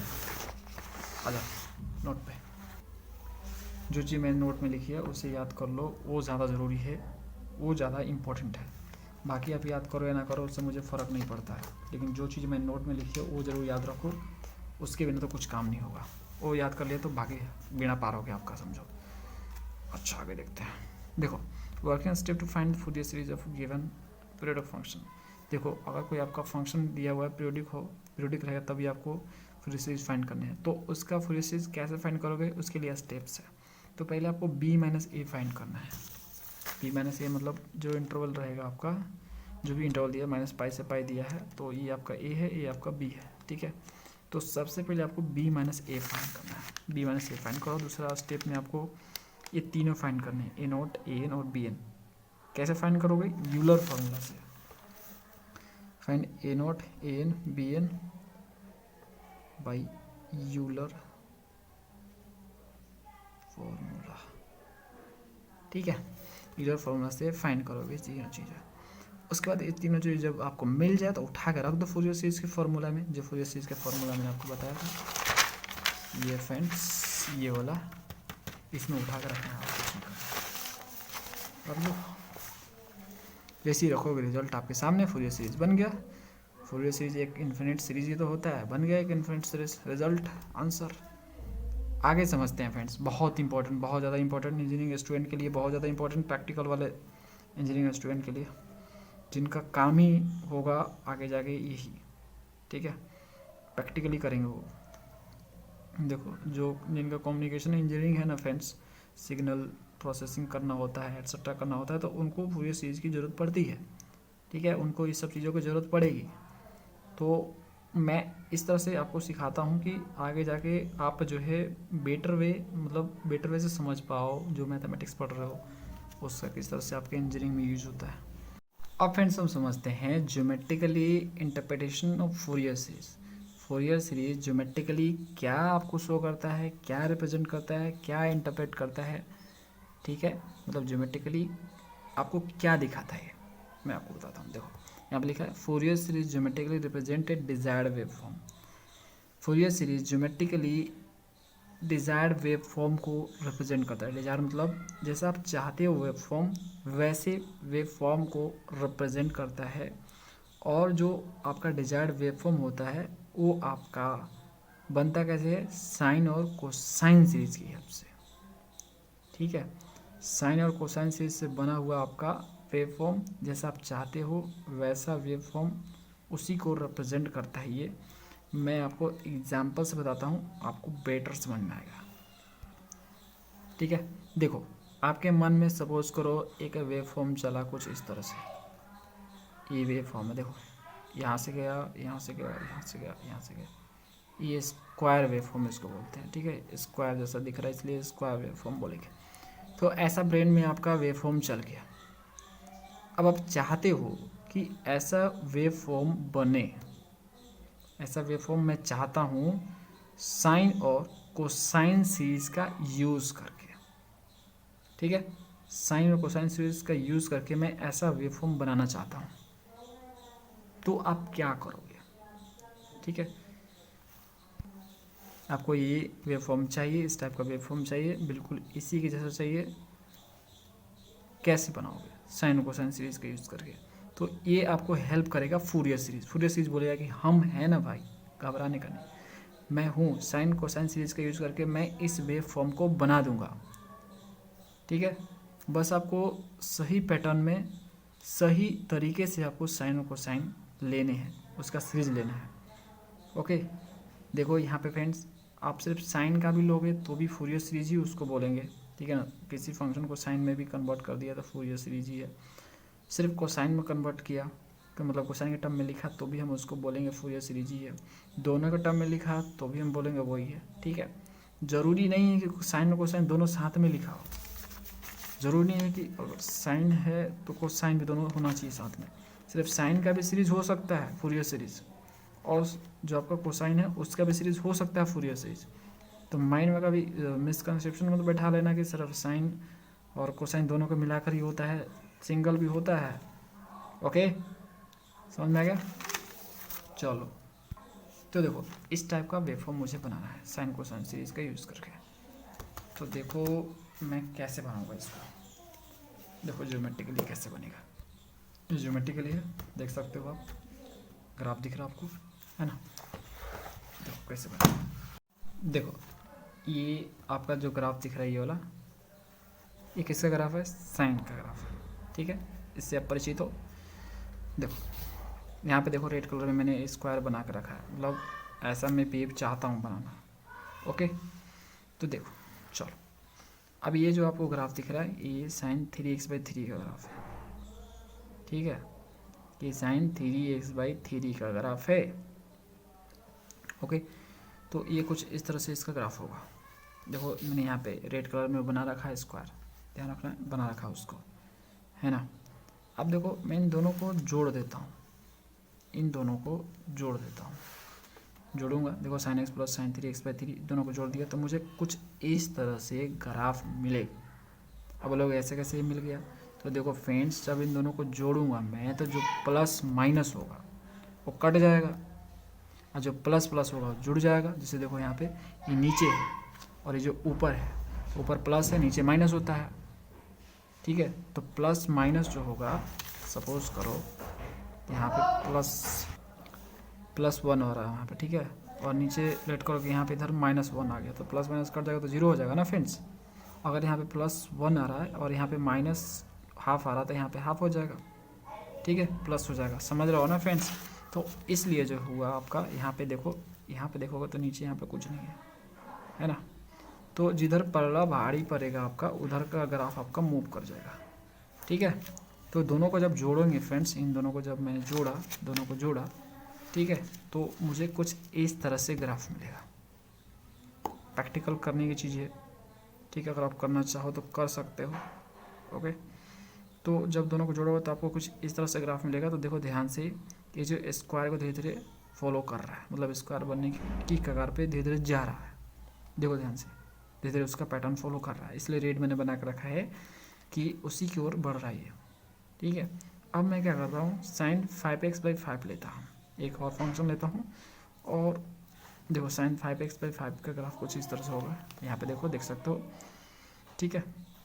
जितना आप जो है यहाँ पे डिवीजन लोगे, जितना एंगल्स का मल्टीपल हो गया उतना यहाँ पे छोटा छोटा बनता जाएगा ये, ठीक है, ठीक है, मतलब ज़्यादा यहाँ पे ये जो रेपिटेशंस है इसका ये ज़्यादा होगा इंटरवल में, ठीक है। 0 से लेकर पाई देख सकते हो, 0 से लेकर पाई में ज़्यादा जो है फ्लक्चुएट होने लगा है। यहाँ पे देखो 0 से लेकर पाई में यहाँ पे 1 और 2 और 3 ही हुआ फ्लक्चुएशन। यहाँ पे देखो 1 2 3 4 5 हो गया, नहीं 1 2 3 4 5, ठीक है, तो 5 यहाँ पे फ्लक्चुएशन हो गया, देख रहे हो ना फ्रेंड्स। तो जितना आप यहाँ पे डिवीजन लेते जाओ, एंगल्स के मल्टीपल लेते जा रहे हो, उस तरह से यहाँ पे फ्लक्चुएशन बढ़ता जा रहा है। तो ठीक है, उससे कोई दिक्कत नहीं है, मैं आपको ये सिंपली समझाना चाह रहा हूँ कि यहाँ पे कि इसका जो ग्राफ कुछ इस तरह से होगा। अब मैं क्या कर रहा हूँ, इसको जो है इसमें जोड़ दूँगा, ठीक है, इन दोनों को जोड़ने पे इस तरह से मिला। अब इसको भी उठा के इसमें जोड़ दूँगा, यानी इन दोनों को आपस में मर्ज करने वाला, ठीक है। तो फिर वो प्लस माइनस आपका कट जाएगा, ठीक है, जिसका जिधर पल्ला भारी होगा उधर आपका ग्राफ मूव करेगा। तो देखो क्या होगा, देखो फ्रेंड्स, इन दोनों को जोड़ने से क्या होगा, देखो जब इन दोनों को मैं जोड़ूंगा तो देखो कुछ इस तरह से मुझे मिलेगा। अब ग्राफ देखो sign 3x/3 plus sign 5x/5, इसको भी जोड़ दिया मैंने, तीनों को जब जोड़ा तो मुझे कुछ इस तरह से ग्राफ मिला। ध्यान से देखो फ्रेंड्स, ये स्क्वायर वेव फॉर्म की ओर बढ़ रहा है, उसके वजह से बनने का प्रयास कर रहा है, दिख रहा है फ्रेंड्स आपको, ठीक है। इसी तरह से जैसे मैंने ये तीनों को आपस में जोड़ा, उसी तरह से मैं जो है और ये जोड़ता चला जाऊँ, जैसे sign 3x/3 sign 5x/5 sign 7x, मतलब यहाँ पे ऑड नंबर का सीरीज ले रहा हूँ, 1 3 5 7 9, इस तरह से मैं लूँ, ठीक है। 39 तक जाऊँ मैं, 39 तक 39 तक जाऊँ, ठीक है, टोटल 20 टर्म हो जाएंगे। ये 39 तक मैं जाऊँ तो मुझे कुछ इस तरह से पैटर्न मिलेगा, जो कि बिल्कुल देखो रेड में आपको दिख नहीं रहा होगा इसमें थोड़ा, तो बिल्कुल जो है स्क्वायर फॉर्म पकड़ लिया इसने, दिख रहा है आपको फ्रेंड्स, बिल्कुल जो है, मतलब बिल्कुल तो नहीं बोल सकते, मतलब लगभग जो है इसने स्क्वायर फॉर्म पर पकड़ लिया। छोटा छोटा अभी जो है फ्लक्चुएशन दिख रहा है, यहाँ पे देखो छोटा छोटा फ्लक्चुएशन दिख रहा है यहाँ पे, ठीक है। इसको आप जो है कंप्यूटराइज देखोगे तो और ज़्यादा बेटर दिखेगा, क्लियर कर दिखेगा, जूम करके भी देख सकते हो। मैं इसमें कैसे जूम करूँगा, कैसे जूम करूँ, देखो अब दिख रहा है, और नहीं दिखेगा, लाइट मारेगा, ठीक है। तो इस तरह से ये जो है बढ़ेगा, जिस तरह से टर्म आप जोड़ते जाओगे तो इस तरह से ये फॉर्म पकड़ रहा है, ठीक है। अब यहाँ पे देखो, अगर मैं 199 तक लेके चला जाऊँ, इसको ऐसे ऐड करते जाऊँ, जोड़ते जाऊँ, तो जो भी ये फ्लक्चुएशन यहाँ पे दिख रहा है वो फ्लक्चुएशन और यहाँ पे देखो छोटा हो जाएगा। वो देखो कितना दिख रहा है, इतना छोटा हो रहा है, मतलब कि लगभग आपका ऐसा लग रहा है कि एकदम स्क्वायर पकड़ ही लिया पूरी तरह से। अगर इसको इन्फिनिट टाइम तक लेके जाएंगे ना फ्रेंड्स, तो पूरी तरह से ये स्क्वायर ही बन जाएगा। अगर इसी पैटर्न पे चलते रहे, इसी जो है इस तरह से और नंबर का सीरीज चलते रहे, जिस तरह से यहाँ पे चल रहे हैं हम, तो ये पूरी तरह से स्क्वायर पकड़ लेगा जैसा हम चाहते थे, ये वाला।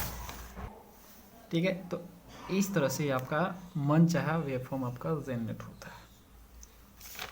ऐसा हमने चाहा और इन्फिनिट टाइम तक इसको लेते जाएंगे, इन्फिनिट टाइम लेते जाएंगे तभी तो हुआ। मैंने आपको बताया फूरियर सीरीज एक इन्फिनिट सीरीज होता है, इन्फिनिट टाइम तक से चलता जाएगा ये। ठीक है, तो इन्फिनिट टाइम तक लेंगे तो ये बिल्कुल स्क्वायर जैसा हो जाएगा ये।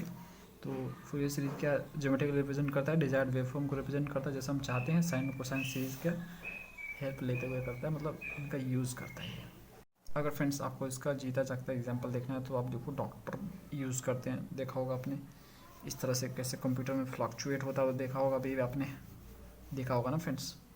ठीक है, तो वहाँ से भी आइडिया ले सकते हैं फूरियर सीरीज़ का, वो सब फूरियर सीरीज ही है। और भी बहुत सारे वेव फॉर्म होते हैं फ्रेंड्स, जिसे आप इस तरह से ट्रायंगुलर वेव फॉर्म भी देख सकते हो, इस तरह से होता है आपका ट्रायंगुलर वेव फॉर्म, है ना। तो ये भी वेव फॉर्म है, इसको भी बनाया जा सकता है फूरियर सीरीज की हेल्प से। बहुत से टाइप के वेव फॉर्म बनाए जा सकते हैं, जैसा आप चाहो वैसा बना सकते हो। बस आपको जो है सही तरह से लेने पड़ेंगे, साइन और कोसाइन का सीरीज सही तरीक़े से लेना पड़ेगा, उसी तरह से आपको लेना पड़ेगा। वैसा लोगे तो आपको मिल जाएगा, ऐसी बात नहीं है। ठीक है, अब हम बात करते हैं friends application of Fourier series. Fourier series का एप्लीकेशन कहाँ कहाँ है। ज्योमेट्रिकली तो मैंने आपको दिखा दिया कि ये एक्चुअल में क्या बनाता है, चाहे ज्योमेट्रिकली क्या रिप्रेजेंट करता है।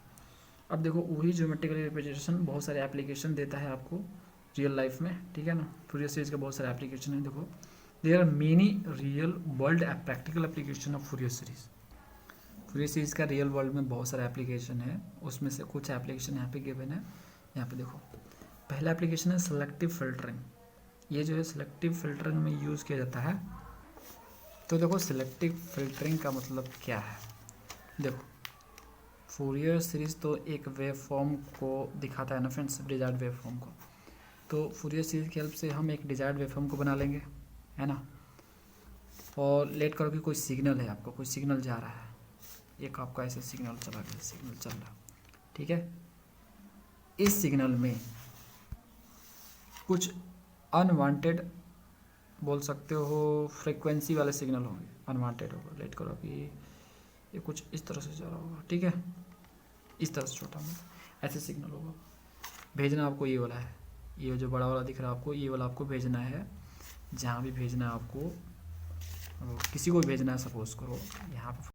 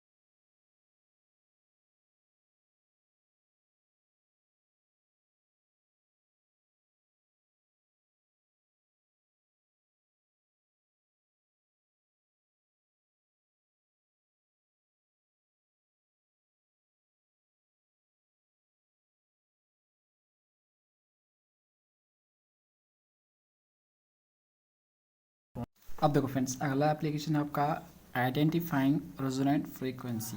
ये क्या होता है समझाता हूँ मैं आपको।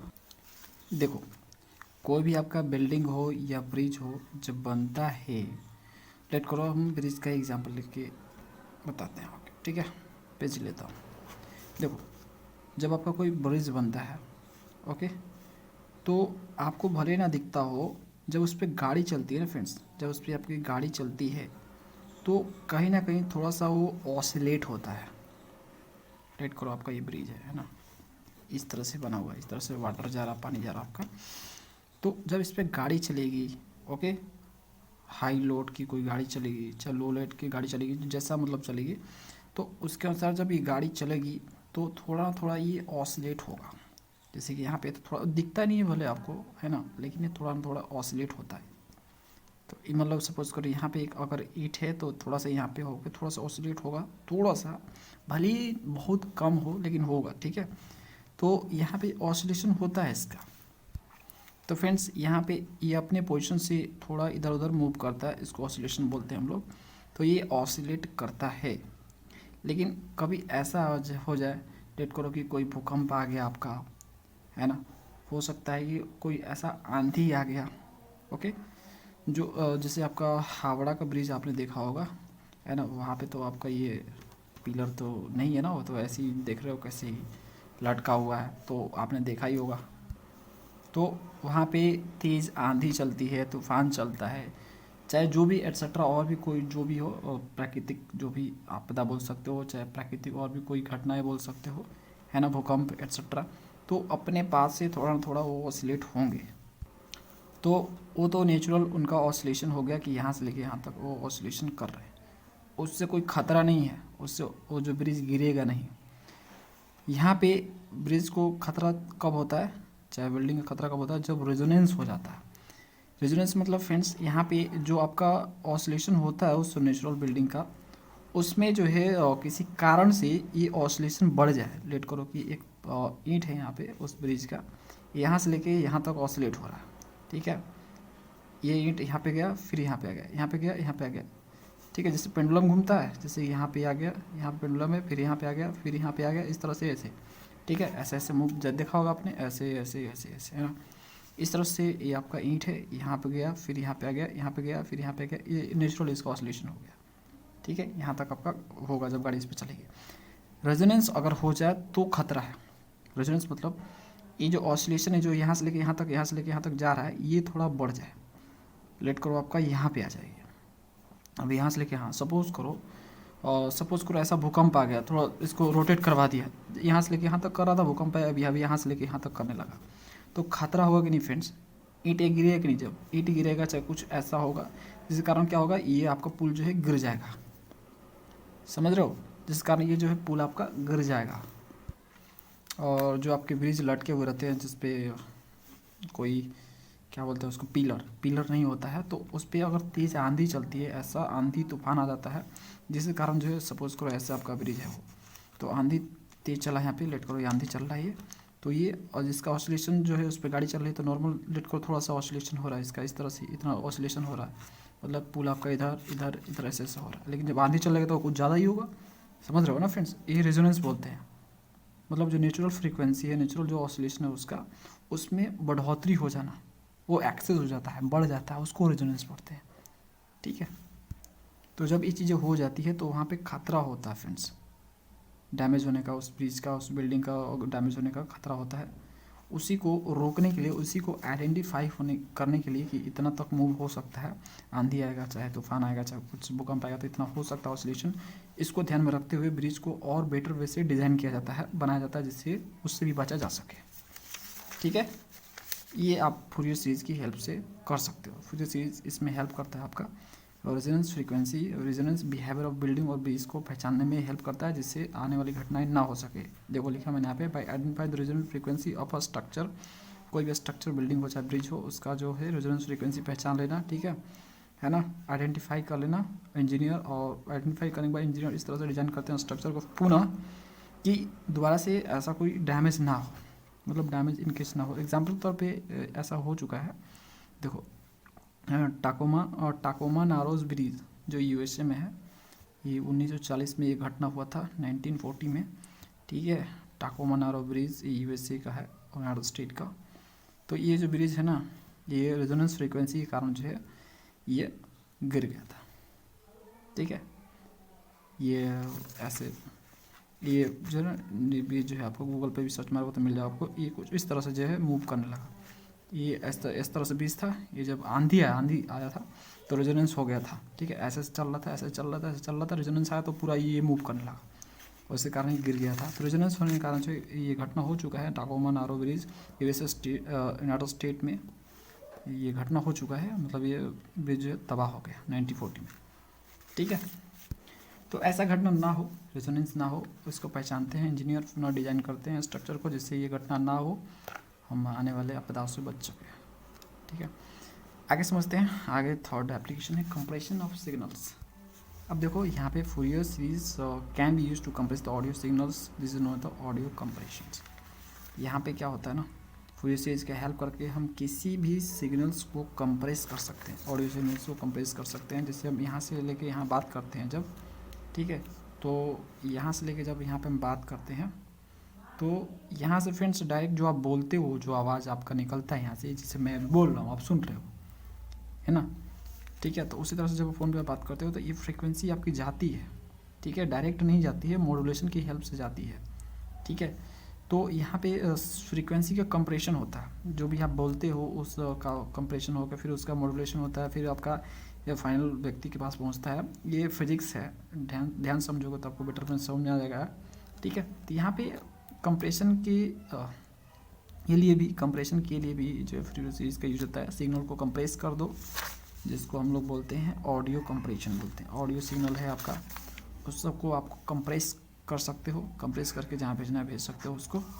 कंप्रेस मतलब समझ रहे हो, कंप्रेशन जानते हो, है ना। कंप्रेशन नहीं जानते हो फ्रेंड्स, जैसे कि अगर सपोज़ करो 20 KB का कोई इमेज है, फ़ोटो एग्जांपल दे रहा हूँ, इसको कंप्रेस कर देना है आपको, 10 KB बना देना है, मतलब छोटा कर देना, इसका फाइल साइज़ को छोटा करना, ठीक है, इस तरह से कंप्रेशन इसको बोलते हैं। तो यहाँ पे सिग्नल को भी आप कंप्रेस कर सकते हो, 2 MB का अगर सिग्नल से ऑडियो सिग्नल, तो उसको 1 MB में कन्वर्ट कर देना। इसको क्वालिटी आपका अफेक्ट नहीं होना चाहिए, क्वालिटी आपका हो ही रहना चाहिए, ठीक है, उसको कंप्रेशन बोलते हैं। तो कहाँ गया, कंप्रेशन ऑफ सिग्नल्स के लिए भी इसका यूज़ होता है। आगे समझते हैं स्पीच रिकॉग्निशन, 4th पॉइंट्स है स्पीच रिकॉग्निशन। स्पीच रिकॉग्निशन में भी इसका यूज होता है। Fourier series can be use to process and recognize the speech patterns.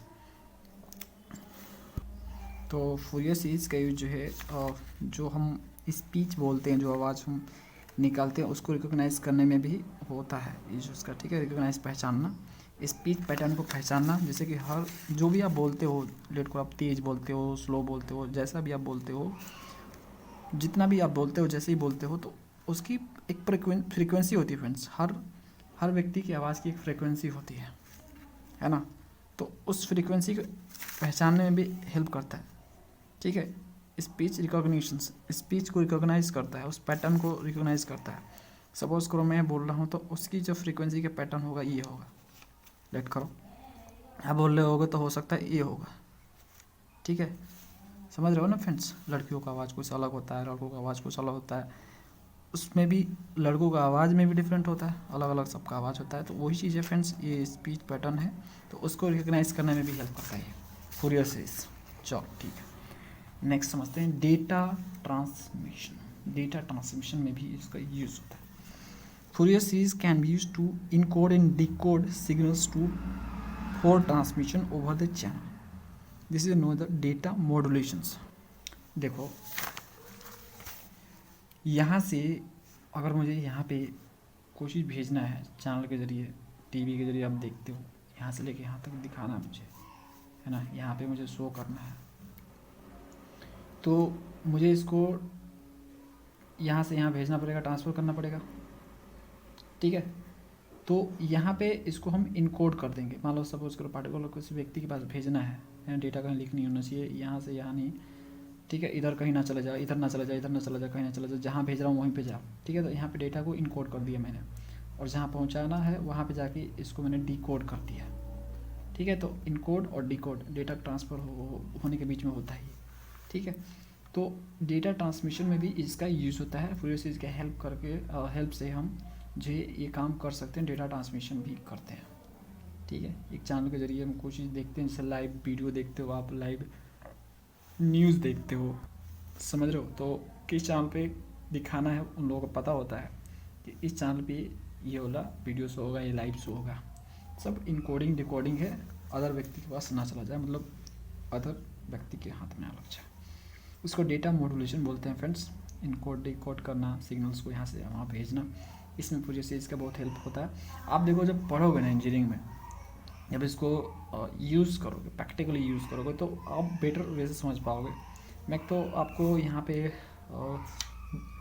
क्या बोलते हैं, नोट के जरिए समझा रहा हूँ, ठीक है, बोल के समझा रहा हूँ, लेकिन जब प्रैक्टिकली आप देखोगे तो कुछ आपको अलग दिखेगा, ठीक है। आप बेटर वे से समझ पाओगे उसको, सिग्नल प्रोसेसिंग कैसे होता है ना। कम्युनिकेशन जो भी इंजीनियरिंग होती है एट्सेट्रा, वो कैसे होती है, आप जब करोगे तो आप बेटर वे में समझोगे उसको। ठीक है, तो जब आपका टाइम आएगा तो समझ जाओगे, नहीं तो आप जितना मैं बोल रहा हूँ उतना समझ लो, काफ़ी है। ठीक है, आगे समझते हैं। Fourier series use to the modulate an audio signal for transmission over the telephone line. मैंने वही चीज़ यहाँ पे लिखा है, जैसे कंप्रेशन ऑफ सिग्नल है, सिग्नल को कंप्रेस कर सकते हैं हम। यहाँ पे छोटा सिग्नल कर दो, उसके बाद वहाँ पे भेज दो कंप्रेशन करके।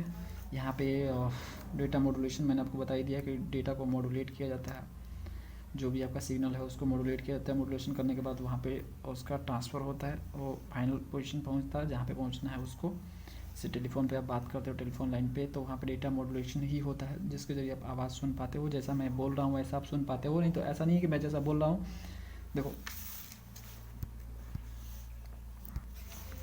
देखो मैं जैसा बोल रहा हूँ एकदम एग्जैक्ट वैसे ही आपके पास आवाज़ जा रहा है ना, अलग तो नहीं जा रहा ना। कि मैं अगर इस मेरी फ्रीक्वेंसी जिस तरह से निकल रही है, जिस तरह से जो भाव आपको आवाज़ में दिख रहा है, उसी भाव में आपके पास जा रहा है ना। ठीक है, टेलीफोन पे ऐसे ही बात करते हो, मम्मी से बात करते हो मम्मी की आवाज़ पहचान जाते हो, पापा से बात करते हो पापा की आवाज़ पहचान जाते हो।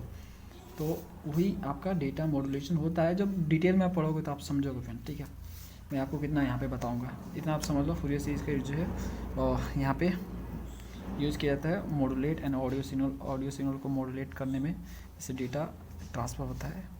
ठीक है, सिग्नल आपका ट्रांसफ़र होता है यहाँ से लेकर वहाँ तक, जैसे टेलीफोन लाइन पे आप देखते व सुनते हो।